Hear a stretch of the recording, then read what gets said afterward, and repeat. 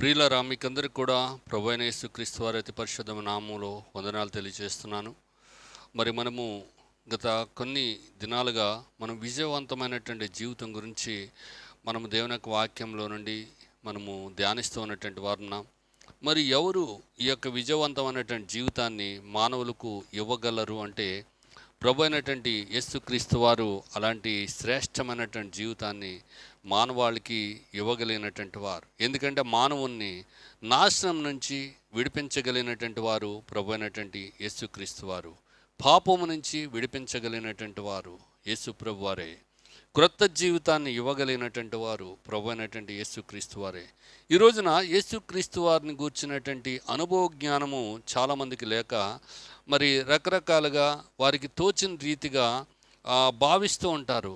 వారికి తోచిన రీతిగా ఆలోచన చేస్తూ ఉంటారు. యేసు ప్రభు అంటే పలానా, యేసు ప్రభు అంటే ఇలాంటి వారు అలాంటి వారు అంటూ ఆయన గురించి మనం సరైన రీతిగా అర్థం చేసుకోలేకపోతున్నాం. అంటే మరి యేసు ప్రభుని మనం స్వీకరిస్తే, యేసు ప్రభుని గురించి మనం తెలుసుకుంటే మన జీవితాల్లో వచ్చే ఆ విప్లవాత్మకమైనటువంటి మార్పులు ఏమైనాయో గ్రహించలేకపోతున్నాడు మానవుడు. అందుకని యేసు ద్వారా ఏమున్నదంటే విజయవంతమైనటువంటి జీవితాన్ని మనం జీవించవచ్చు.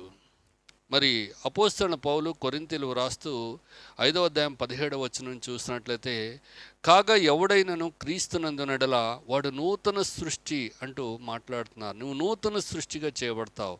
మరి ఎలాంటి నూతన సృష్టి అంటే పాతది గతిస్తుంది, సమస్తము కూడా క్రొత్త వాయును అని దేవుని వాక్యంలో మనం చూస్తున్నాం. క్రొత్త జీవితాన్ని దేవుడు నీకు అనుగ్రహించడానికి ఇష్టపడుతున్నారు. నూతన జీవితం అంటే పాత జీవితం అంతా పోతుంది. పాత జీవితం అంటే నీ యొక్క తల్లిదండ్రుల ద్వారా వచ్చే ఆ యొక్క ఆచార సంబంధమైనటువంటి వ్యర్థ ప్రవర్తన నుంచి నేను విడిపించబడతాం. మనం అనుకుంటాం కదా, అన్నీ కూడా వాళ్ళ తల్లిదండ్రుల పోలికలు వచ్చేసినాయి, వాళ్ళ బుద్ధులే వచ్చేసినాయి, వాళ్ళ స్వభావం వచ్చిందంటూ మనం వర్ణిస్తూ ఉంటాము. నిజమే. మరి మనకందరికీ కూడా ఈ మట్టి స్వభావంలోనే మనం వచ్చినటువంటి వారు ఉన్నాం.